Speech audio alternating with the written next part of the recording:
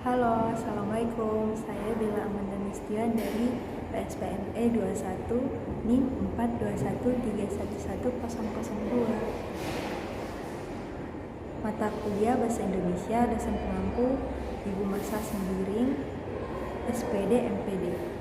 Kali ini di proyek ini saya akan menceritakan tentang cerpen yang berjudul Surat dari Dinda. Cerita tentang Mama adalah cerita tentang kehidupan. Ketika saya dalam keadaan terpuruk, orang yang pertama saya ingat adalah Mama. Namanya juga manusia, pasti pas sudah susah dan sedih baru ingat mamanya. Bahkan dari kecil saja, kalau kita menangis, yang kita panggil pasti Mama. Kalau kita jatuh, pasti ngadunya ke Mama. Untuk saya, Mama itu adalah pedoman kehidupan saya. Ya, memang sering diingat ketika sedang meratapi nasib. Mama selalu berusaha ada di saat saya susah ataupun senang. Mama selalu mengajak anaknya senang bersama-sama.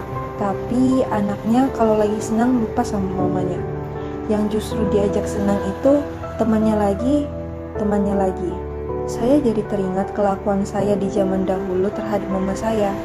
Waktu remaja, saya jarang ada di rumah, sering melawan dan membantah mama saya. Apalagi kalau saya sudah main sampai malam. Telepon mama tidak pernah saya angkat. Saya sengaja tidak angkat karena takut disuruh pulang. SMS mama biasanya berisi, "Mbak, pulang mbak, udah malam nih." Tapi bukannya pulang, saya justru bermalam di rumah teman saya.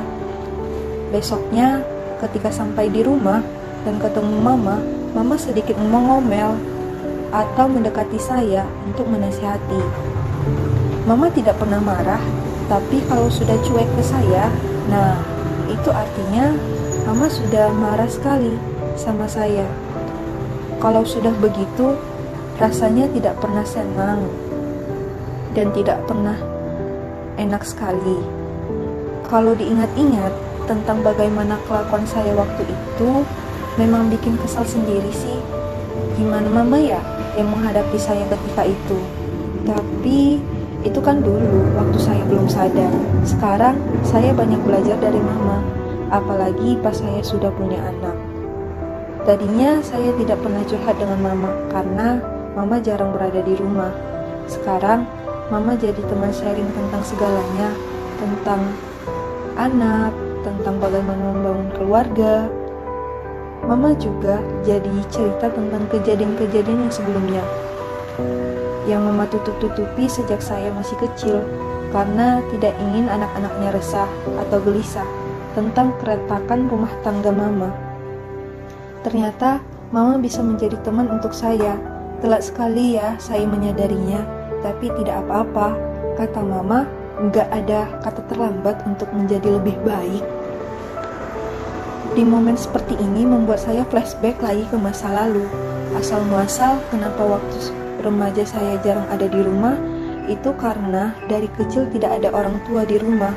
Adanya bibi dan adik saya saja yang sibuk sekolah. Dulu waktu SD, ibu guru pernah bertanya, "Kamu kalau besar nanti mau jadi apa?" Saya menjawab, "Ya jadi pramugari bu, seperti mama." Tapi mama jarang ada di rumah waktu saya kecil. Saya sering bersama bibi.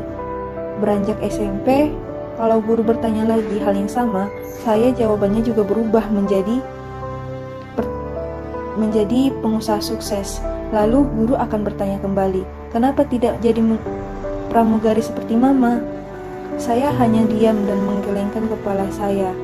Di dalam hati saya menjawab, "Karena kalau jadi pramugari seperti mama, nanti jarang ada di rumah." Begitu pemikiran saya waktu saya remaja.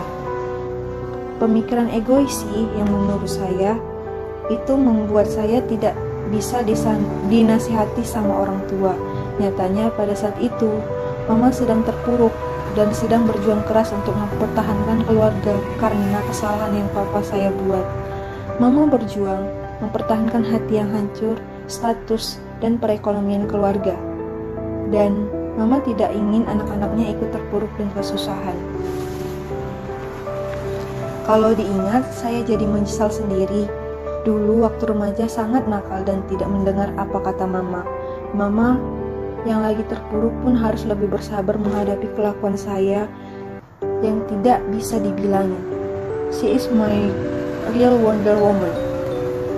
Apa yang sudah dilalui bersama mama menjadi pelajaran berharga untuk saya.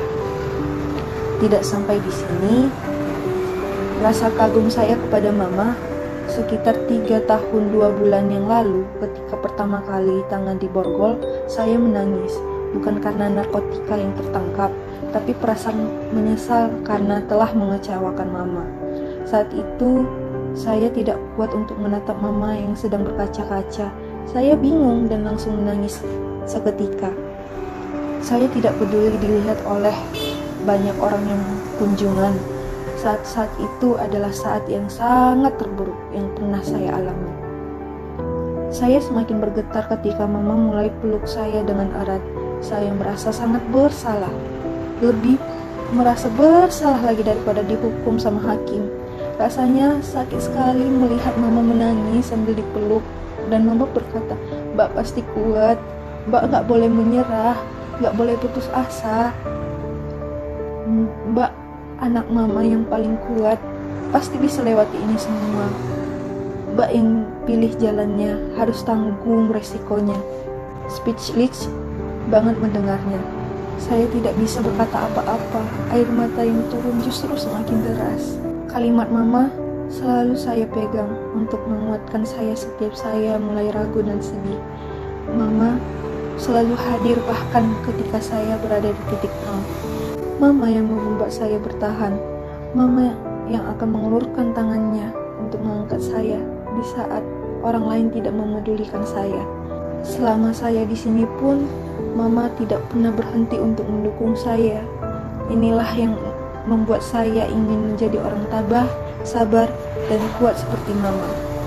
Pedoman kehidupan saya adalah mama ku tersayang.